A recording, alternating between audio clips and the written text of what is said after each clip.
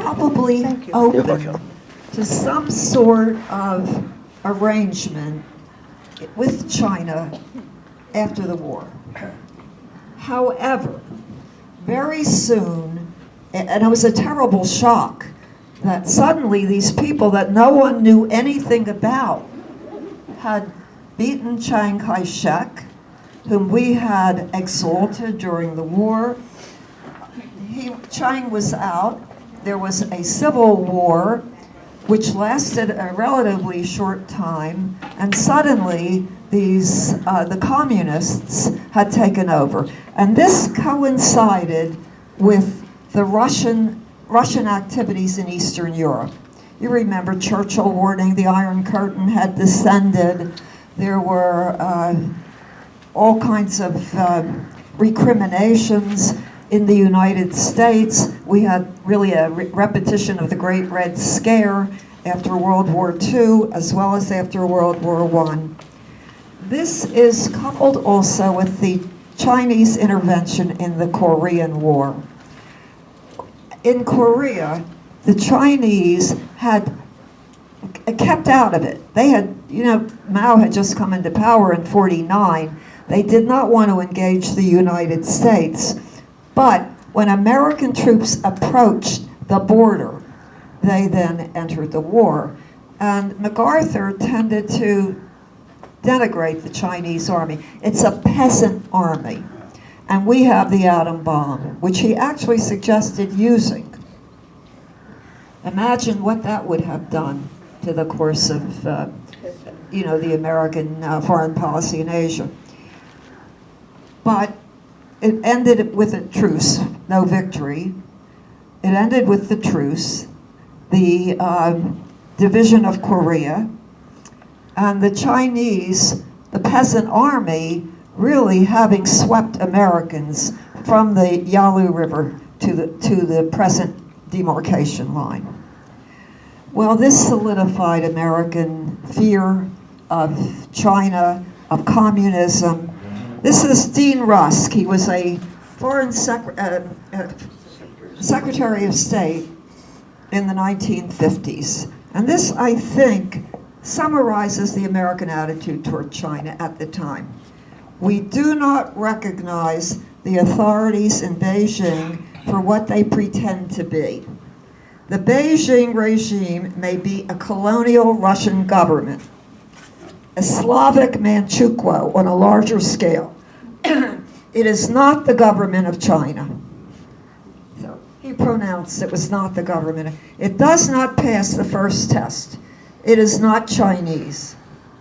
We recognize the national government of the Republic of China, even though the territory of its control is severely restricted. You could say that it was restricted to the island of Taiwan, but we believe it more authentically represents the views of the great body of the people of China, particularly their historic demand for freedom from foreign control. That government will continue to receive important aid and assistance from the United States. And so that was the policy.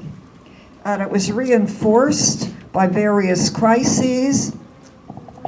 It was the belief of the United States, basically, that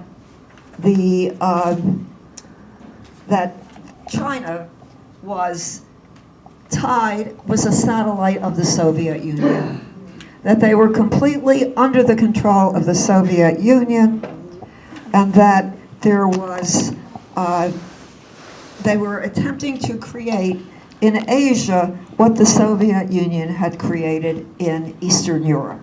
In other words, they were expansionists, and they would attempt to create a Soviet-style domain in Asia.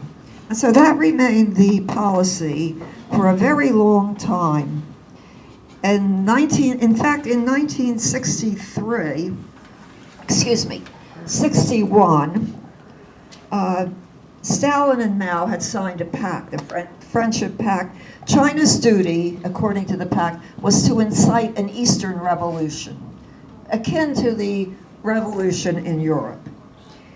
in June of 1961, Kennedy, President Kennedy, was quoted by James Reston, an extremely well-known journalist.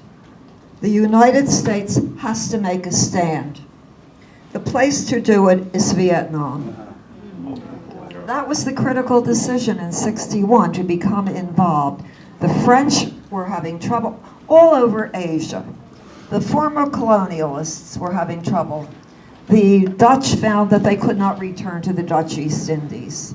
Think of the British in India. Unable, and finally just gave up. Think of Palestine. This was a situation which pertained throughout what we would call the colonized world, the colonial world. So Vietnam was very similar. The leader of Vietnam, Ho Chi Minh, had in fact been a student, I think some of you remember from my earlier class. He had been living in Paris during World War I, and Woodrow Wilson had established the doctrine of national self-determination. People should live under the government that they choose. And so he decided to go and see Wilson and tell him that the people of Vietnam no longer chose to live under the French. Well, he got as far as the gates of the palace, and he was turned away. Incidentally, several Chinese communist leaders, including Zhou Enlai, who was considered generally second to Mao, but much more sophisticated in many ways than Mao, because he had also came from a very, very wealthy aristocratic family, had studied in Europe also, and had been powerfully affected by the doctrine, Wilson's doctrine of self-determination. Well, this was apparently the critical moment, the fear that China would get involved in Vietnam in its effort to create a communist bloc in Eastern Asia, and it led to that. In the 50s, the general policy was to avoid any reconciliation because China was seen as the center of subversion in Asia. It was a contagious kind of subversion, and the theory behind it was that foreign policy could be predicated on ideology. In other words, because they were China remained a communist state, then there was a complete freeze in any kind of relations. This did not come to an end until the Nixon visit in 1973. So whatever you think about Nixon, that was probably, in fact, he visited Mao again 2 years after he retired from the presidency. And they commiserated about Watergate. And Mao said to him, "They made you leave because of that silly, silly thing." I guess after the Great Leap Forward and all the others, it didn't seem to be too important to Mao. Nevertheless, let me just go through the Mao period in China, because this is upheaval of an unparalleled scale. In the first 10 years of the communist government, they seemed to pursue a fairly moderate policy of land reform. But it was not working fast enough. And so in 1950, and he was really prodded by the Russians as well. In 1956, just get the dates, he embarked upon the very disastrous Great Leap Forward. That was an attempt to achieve communism in a short time. It was very much like a period that had occurred in Russia as well, when they attempted to, collectivize agriculture in a very short time in the 1920s, and ended up with a huge disaster. Well, the Great Leap Forward was a similar disaster. What they did was establish these giant communes where people would live collectively. It was supposed to be an agricultural reform, but what they did was they took away the property from the gentry who owned it. 2 million of the gentry died. They redistributed to the poor, but they did not set up individual farms. They created these gigantic communes and collectivized. People lived together. They ate their meals in mess halls. The children were raised in nurseries collectively. And in the backyard, they had furnaces which made iron and steel. Or made steel from iron, excuse me. There were many mistakes made. The slogan was, catch up with England in 10 years, something like that. They were going to have an output of iron that was superior to that of Europe. Well, needless to say, none of it worked. The steel was inferior, couldn't be used because it had so many defects. The collectivization of agriculture led to massive drought. It's estimated that 20 million people probably died in this experiment. A similar number in the Ukraine in the 1920s under Stalin. In the end, they had to disband the communes. They really didn't recover in agriculture until the 1960s. Mao went somewhat into retreat. He resigned some of his positions, and he had lost face with the failure of the Great Leap. 20 million dead is a failure. He lost face, and apparently he was pushed aside, but he staged a comeback. And his comeback was the Cultural Revolution, which I mentioned last time. Cultural Revolution was more like an outbreak of hysteria of unparalleled extent. This he launched to counter his fall as a result of the Great Leap Forward. 500,000 people were arrested on the basis that their origins were suspect. They came from families that had once been fairly wealthy. They were told that they could purge their sins by means of manual labor. So they were marched out to the countryside to work in various jobs, but along with being marched out, they were humiliated in public, they were denounced, they were stripped of their possessions, and he used as his means of doing all this young students. Consider, as I mentioned last time, students of junior high age. And these were all, school was let out for a year. Here's a ticket, go make mischief. Pretty much like that. They were given free rein to trample up and down the country, to denounce. In most of the schools, the teacher would be sitting in the back with a dunce cap, and the students would be lecturing, which isn't too far from what's happening in some areas today. That's another story. They were used to attack officials. The present leader, Xi Jinping, his father was a fairly high-ranking communist leader, but he had fallen out with Mao on some occasions. And he was denounced, and he was sent out to the countryside to do labor. He was apparently, he died very soon. He was imprisoned and mistreated and died. But the children also, he had, Xi Jinping is the son of a well-known official, and his sister also. They were both sent out to the countryside to become peasants.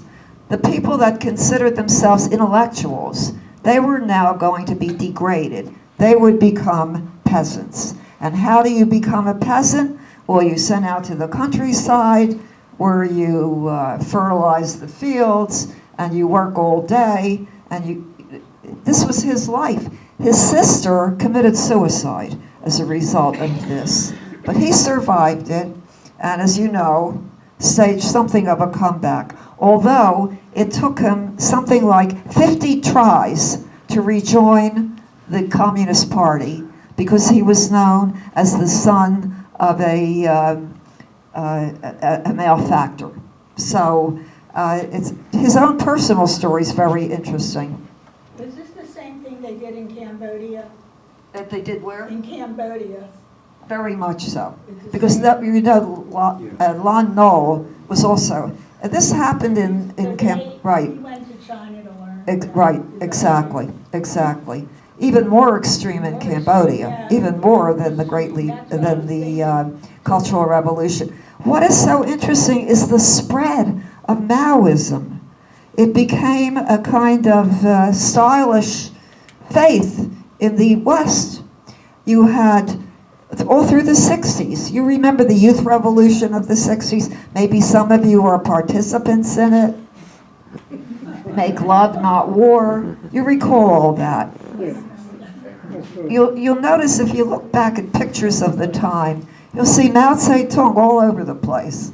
His picture, he was on clothing, yeah, he was out of it by that time mentally, but he was the patron saint of Mao, the spread, and even to this day, the Little Red Book, incidentally, this was the Little Red Book of Mao's sayings. They put together all of his famous sayings in one little red book. He made a lot of money on the sale of those little red books as well, I might mention to you. But nevertheless, they spread to the Western Hemisphere. In Europe, you had groups like the Baader-Meinhof gang. You know, anything is permissible in the service of the cause. In the United States, for example, the Weathermen. there in I think the Black Panther movement, you'll very often see Mao venerated and his little red book as well. It became an emblem of radicalism all over the world. And even to this day, there was a revolt in Peru. It was called the Shining Path. These were guerrillas who didn't just simply want to reorganize agriculture. They wanted to completely overturn the pattern of all relationships. So young is venerated above old, and the new is to be embraced. And Mao became the patron. Probably he was so far gone by that time that he didn't know what was happening. But nevertheless, tremendous damage in China. This, after all, is a land of the oldest culture in the world, going back, you know, great treasures going back to the 2nd century BC. Much of this was lost. The young guard, the Red Guard, would stampede into a house and destroy everything, the art, the statuary. All of this was a kind of a frenzy of destruction of everything old, including old people. But nevertheless, many old families had apparently survived the Mao Revolution, and it was an attempt to transform in a very short time. It was a kind of utopian movement that was set to purge China of everything old. This in the oldest civilization in the world. And as I say, it also spread to the West.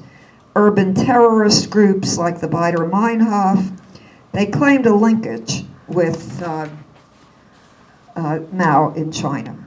Now, let me skip ahead. In the midst of all of this, Nixon decides to, this Cultural Revolution rages in the 60s. In 1973, Nixon makes this decision. It is actually not Nixon's decision, it's Mao's decision. In 1973, the situation in China, after all of this upheaval, they were beginning to feel very friendless. They were on bad terms with all of their neighbors. With India, for example, they had fought a war over the Tibetan frontier. They had no relations with Japan. The USSR on their northern border was attempting to, there were actual armed clashes on the northern border. There was talk, apparently, of a preemptive nuclear strike on China coming out of Russia. Mao decided that now that the situation with the Russians, you know, they were bound together by ideology. That's not a very good element for binding countries together, ideology. They had always had issues with the Russians, border disputes and so on. This was now the moment when they felt really threatened by the Russians. The Russian Stalin, for example, was completely bewildered by the Red Guard. If they tried anything like this in Russia, he would put a quick stop to it. Apparently, according to the historian Margaret Macmillan, who's written the definitive work, Nixon and Mao, this is the reasoning of Mao. Okay. In the autumn, Mao asked his doctor to consider a problem. We have the Soviet Union to the north and the west, India to the south, and Japan to the east. If all our enemies were to unite, attacking us from the north, south, east, and west, what do you think we should do? The doctor confessed he was at a loss. Think again, Mao said. Beyond Japan is the United States. Didn't our ancestors counsel negotiating with faraway countries while fighting with those that are near? The doctor was dumbfounded. How, he asked Mao, could China negotiate with the United States? It was easy, Mao replied. Unlike the Soviet Union, the United States had never occupied Chinese territory, and its new president, Richard Nixon, was a right-winger. I like to deal with rightists, Mao said. They say what they really think, not like the leftists who say one thing and mean another. And she goes on, although Mao could not know it, Nixon had just startled his cabinet in Washington by saying that it was not necessarily in the best interest of the United States to see the Soviet Union crush China. Another Chinese statesman was also watching and waiting. Once China and the Soviet Union have any contact, the U.S. will get impatient, just like an ant on top of a hot pot. Nixon will not be satisfied at being left behind and will try to catch up. If a Sino-U.S. summit meeting could be held, it would shock the world. Okay, so this is the initiative, according to Margaret Macmillan, for the meeting between Nixon and Mao. And this was extraordinary, an extraordinary meeting. Now, Kissinger was sent in advance to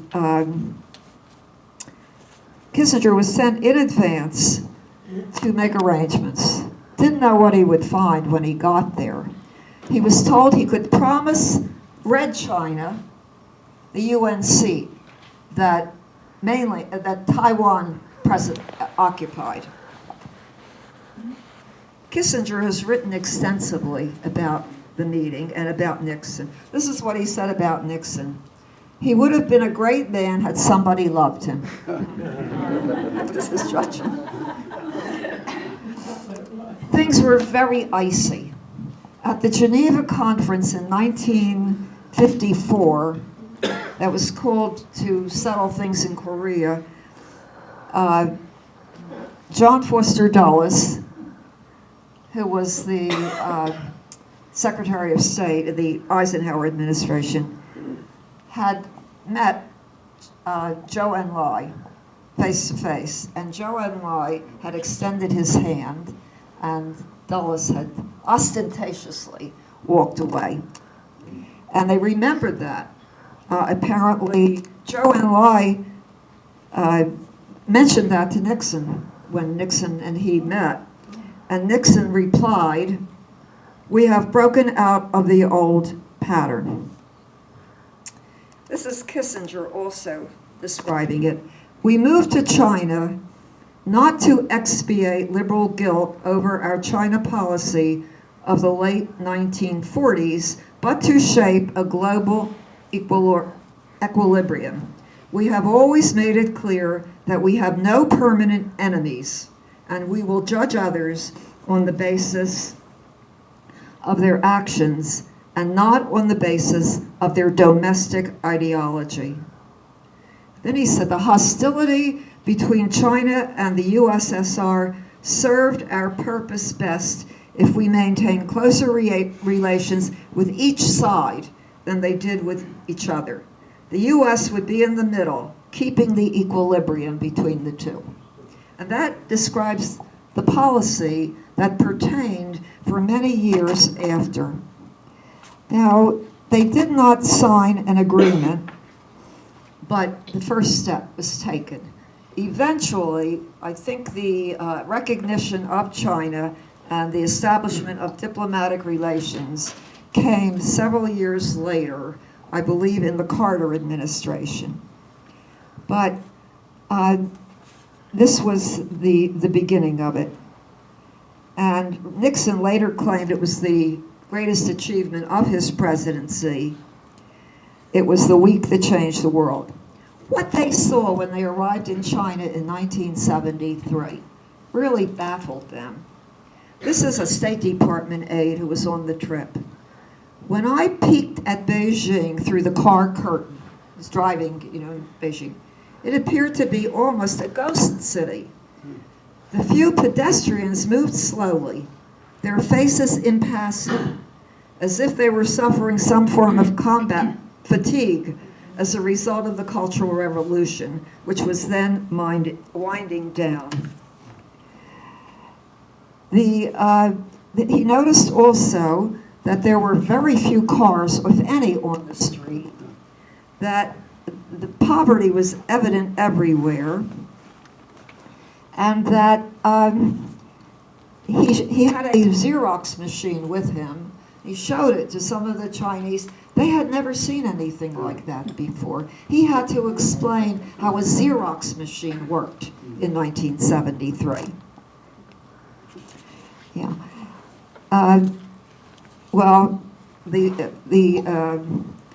The treaty recognition occurred in the Carter administration about 4 or 5 years later.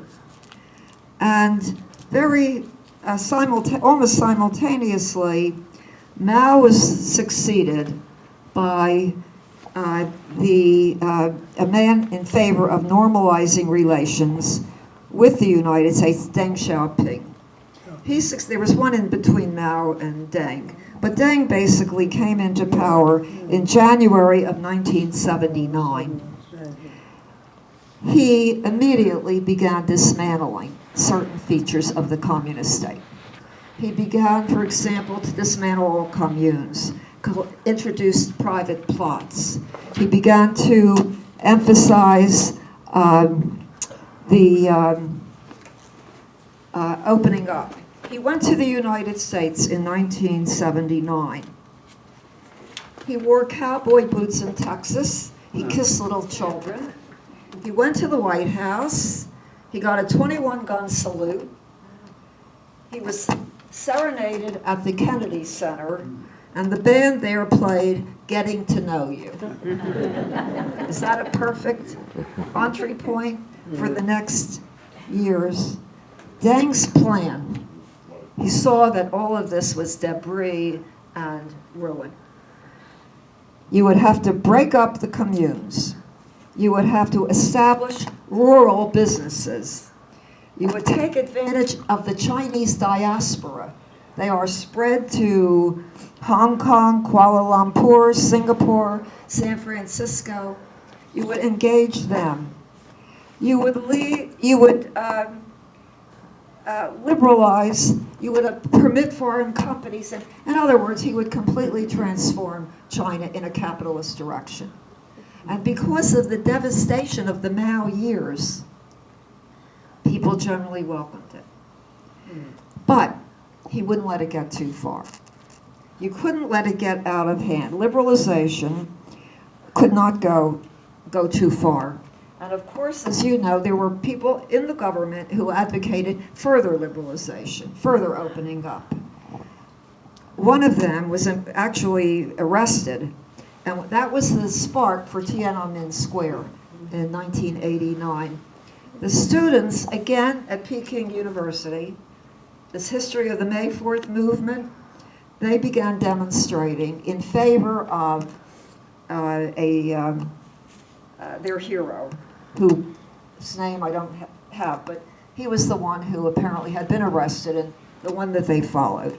And they began demonstrating. They raised a big statue called the Goddess of Democracy.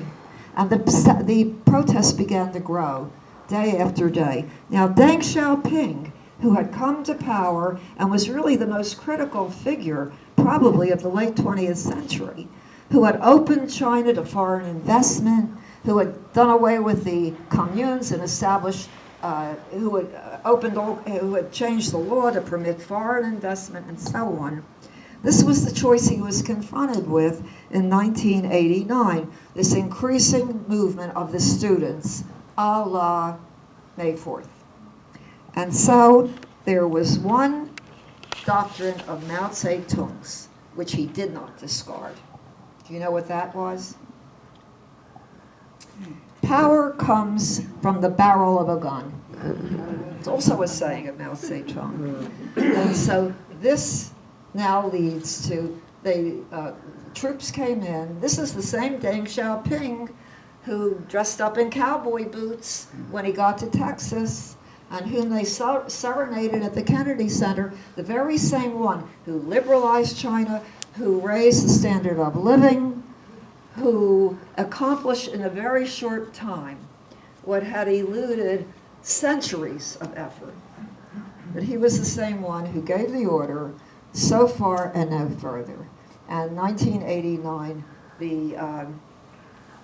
the attack on the students, the moral, in many ways, what it did was, I guess, compromise the moral value, the moral standing. What, I won't say values, they didn't have moral, but the moral standing, the moral mantle of party leadership was severely compromised at that time.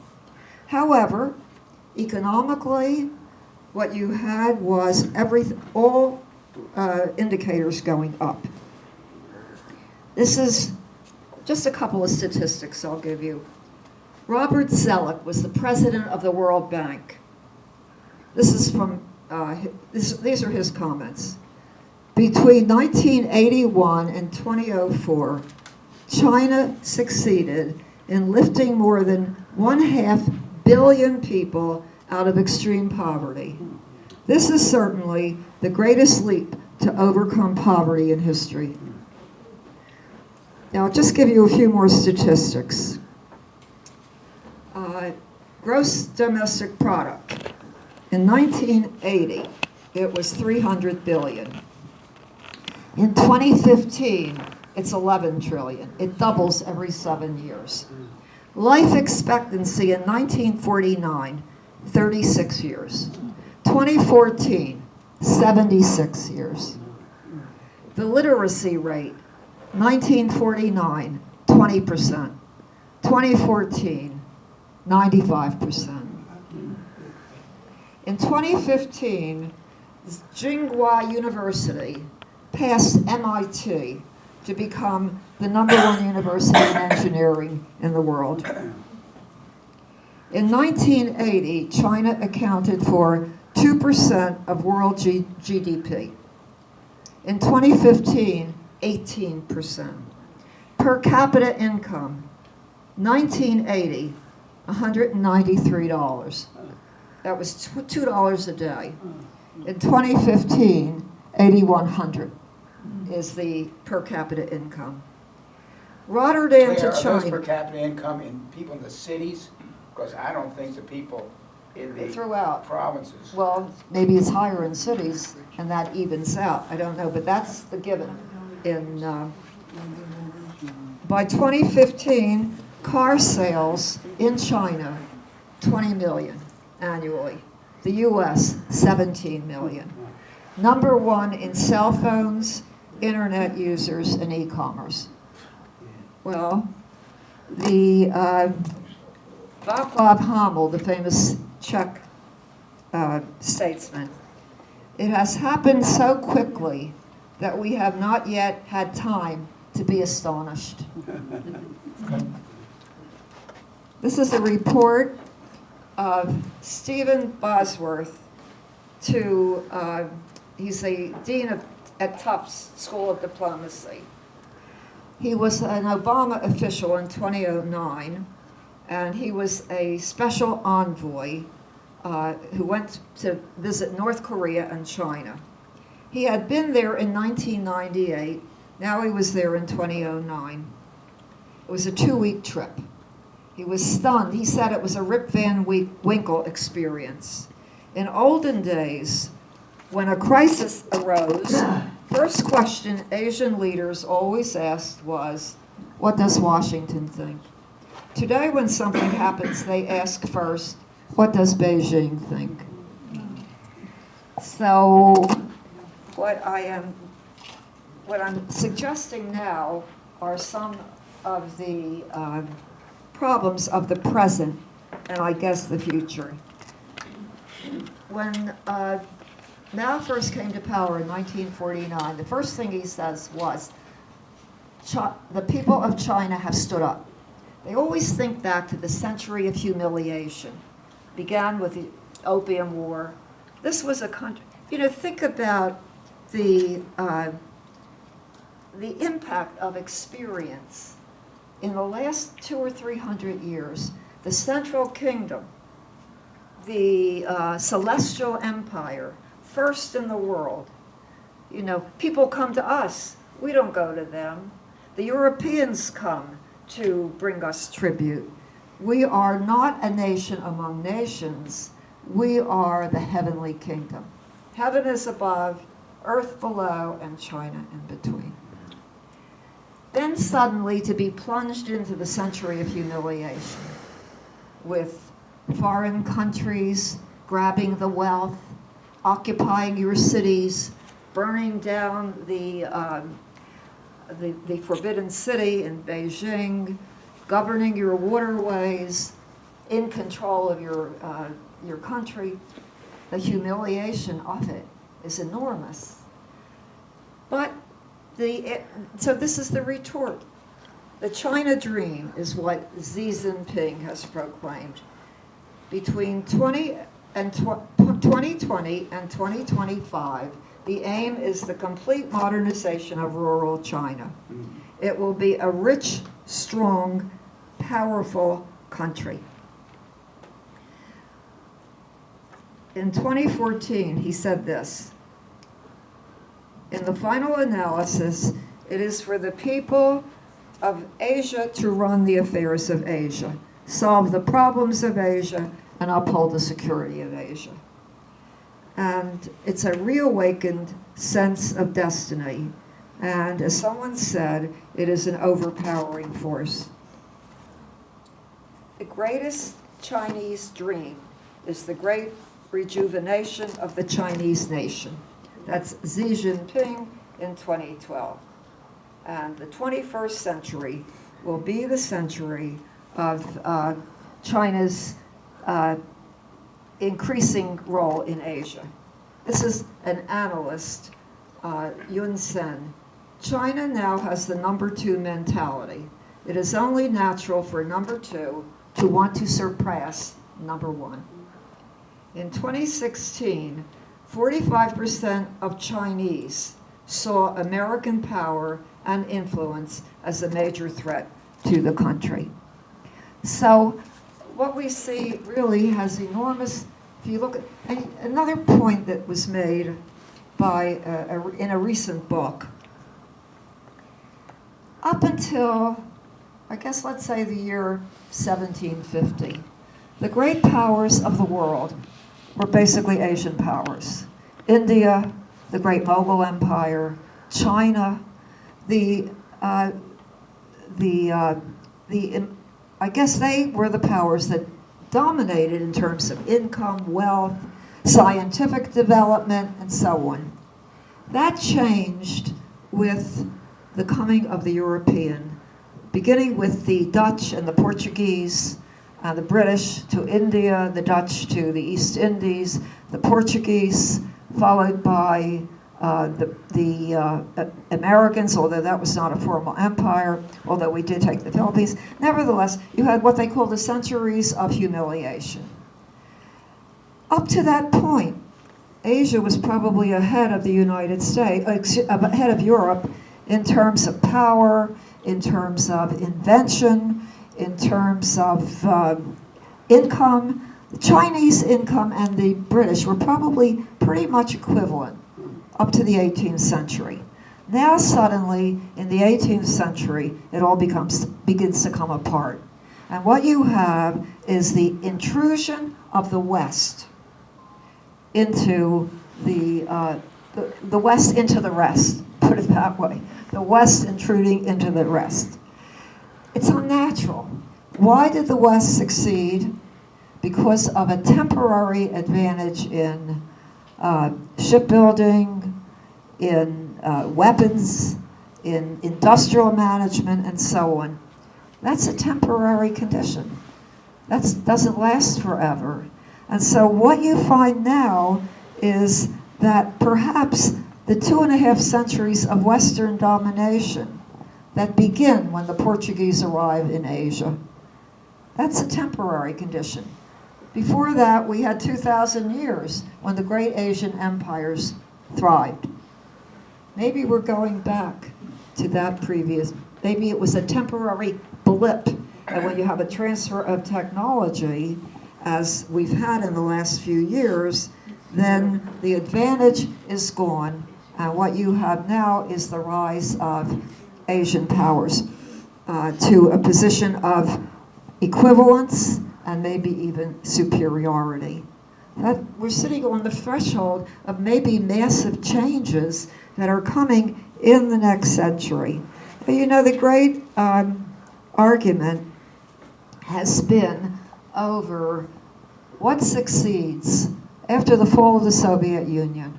And the United States was alone for a short time as the only superpower in the world. And you know the prediction that was made by Fukuyama, the famous, I don't know what happened, the famous case, I guess I pulled something out, I'm sorry. The prediction that was made by Francis Fukuyama, the end of history. When the Soviet Union folded in 1991, when Eastern Europe broke free, you remember that.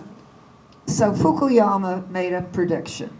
He called it the end of history. Incidentally, he has since taken it back. But it was one of the worst predictions in history.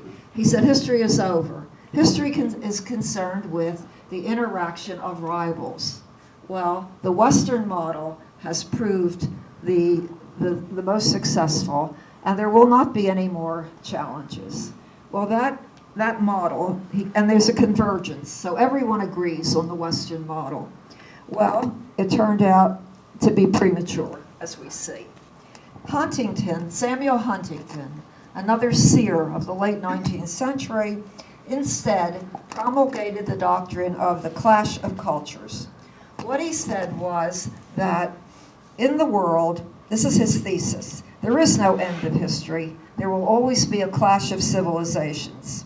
This is what he said. It is my hypothesis that the fundamental source of conflict in this new world will not be primarily ideological or economic. The great divisions among humankind and the dominating source of conflict will be cultural. Nation states will remain the most powerful actors in world affairs, but the principal conflicts of global politics will occur between groups of different civilizations. That will be the latest phase of the evolution of conflict in the modern world. And the dangerous clashes of the future are likely to arise from the interaction of Western arrogance, Islamic intolerance, and Chinese assertiveness. And here we are. This became a very, very powerful thesis, extremely influential. The Chinese have a Confucian culture. How do you define that as distinct from Western? Authority is respected, hierarchy, the subordination of individual rights, the importance of consensus, the avoidance of confrontation, and the saving of face.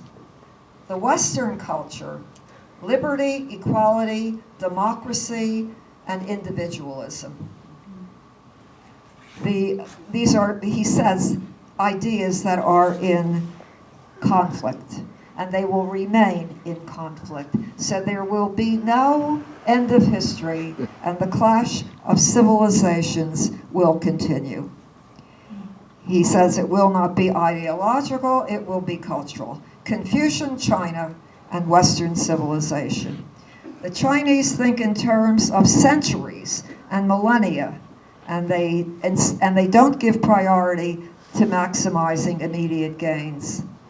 The United States, primacy in American beliefs of forgetting the past, ignoring the future, and focusing on maximizing immediate gains. That's the difference, he says. It's interesting too that when Nixon went to China, when Kissinger went to China with Nixon, he had a long discussion with the second in command, Zhou Enlai. Zhou Enlai was ill at the time. He really died about the same, I think he died about a year or two later from bladder cancer. However, he had a conversation with Kissinger, and Kissinger was trying to make conversation, didn't know what to say.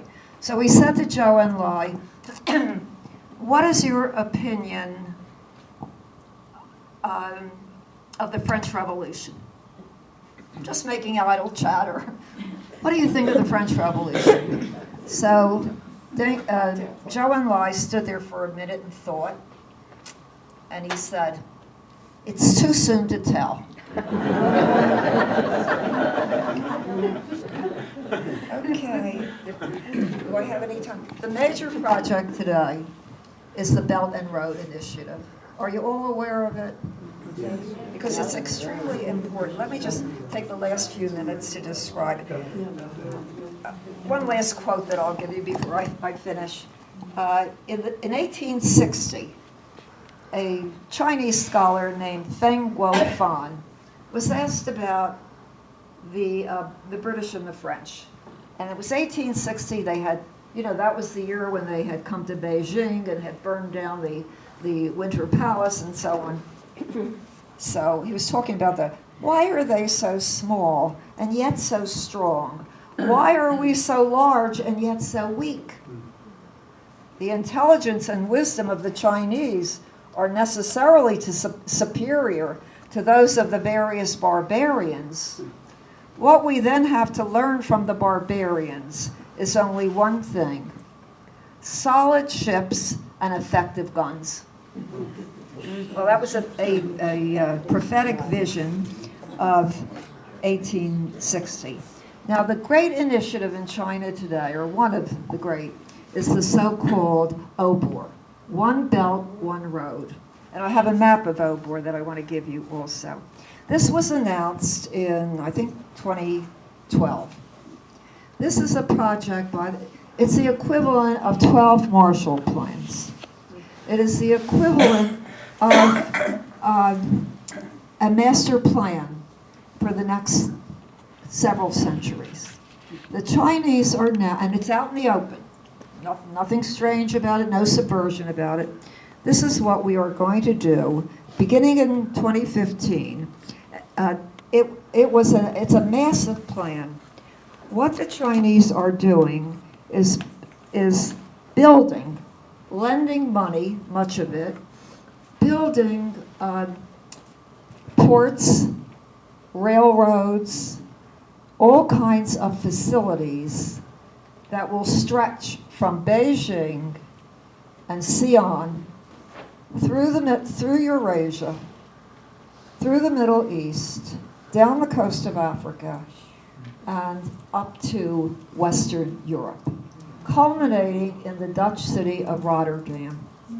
They will build not only port facilities, but they will also build railroad connections. They will establish telegraph connections, a linkage. It's like recreating the old Silk Road that, Marco Polo traveled. In fact, there is a book out called The Return of the Silk Road. What they will do is establish this network that will connect Africa, Europe, parts of Europe, Eurasia, that is the great land mass of Asia, with ports of China. And it will be very often extend down the coast of Africa, which a Chinese admiral visited in the 15th century, I might say. And it will extend through the South China Sea. And when it is finished, it will unite Africa, Asia, and Central Asia, and parts of the Middle East in this encompassing economic structure. It's out in the open. It's not any kind of subversion. As Xi Jinping said, it's not a plot of China, but a plan in the sunshine. And this is being pursued right now. The gains will be enormous. For example, they plan to make to connect with Rotterdam, port on the North Sea. That port on the North Sea and super trains, which are also being developed, will enable merchandise from Northern Europe to reach China in 2 days. Today, it's 6 months. This is how the world will be transformed. And as I say, it's not not in darkness. It's out in the open. It's called Obor. I've got this is the most recent book on it. This is by someone who worked on the project, Bruno Mackay's A Chinese World Order. This is how you will unite the world. It's not a matter of guns and war. It's a matter now of commerce and trade. And the Chinese are convinced that in matters of commerce and trade, they will be number one. It's interesting too, just last week, a chart appeared in the Wall Street Journal. It shows, they do this study, I don't know where I have it here somewhere. They do this study every couple of years, comparing reading. They do studies of children in, I think, 10th or 11th grade, something like that. Reading, arithmetic, mathematics, science, and they rate them. And so you find, if you looked at the chart, I think I have it here somewhere, number 1, reading, China. Number 1, arithmetic, China. Number 1, science, China. And next to China, interestingly, Singapore, Macau, they're all Asian states. First 4, all of them Asian states. United States, further down on the list, much further down on the list. I'll just tell you, there's a very good movie on, I think it's Netflix, called The Factory. I don't know if you've seen it. It's about a Chinese group that came to Dayton, Ohio to open a factory that had closed, and about the cultural differences between the workers. It's very interesting. I'm sure. They bring the workers to China to show them. If you want to take a look at I can imagine. in the United States. Before you leave, let me give you a map.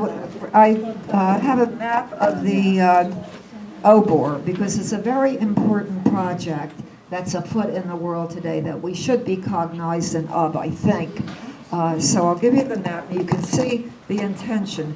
But just maybe 6 months ago, they signed a treaty with Italy to develop, I think, the port of Trieste. They've signed treaties with Greece. They are going to take over the port of Haifa sometime this year, I believe. It's not just commerce, it's diplomacy as well. Yeah, that's right, exactly. But, here's the, maybe you can hand it out. Okay, here you go. Okay. This gives you some idea. It's not too precise, but it gives you some idea of the obor and what it means. Well, we're presently. Okay, well, this has been a kind of a circuitous route, and I wish I had a little more time to go into some of these subjects in more detail, but do you have any last question I can answer? I have a quick question. Sure. This is a very big project that China's endeavoring, this One Belt, One Road.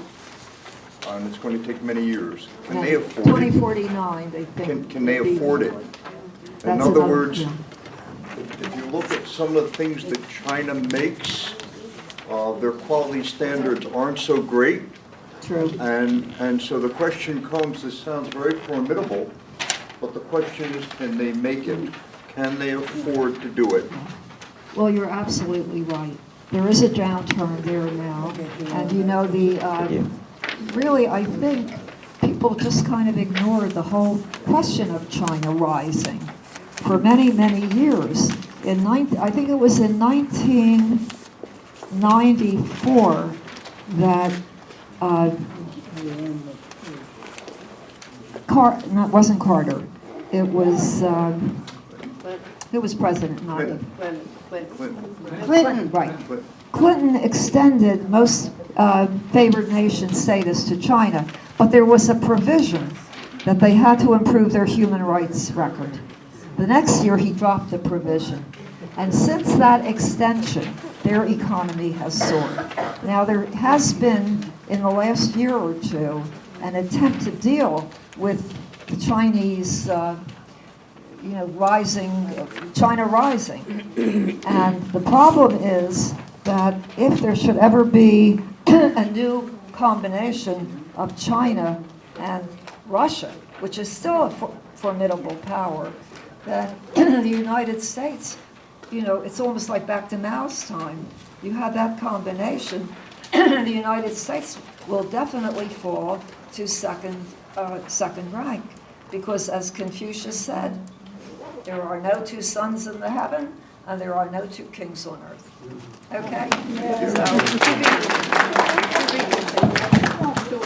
About climate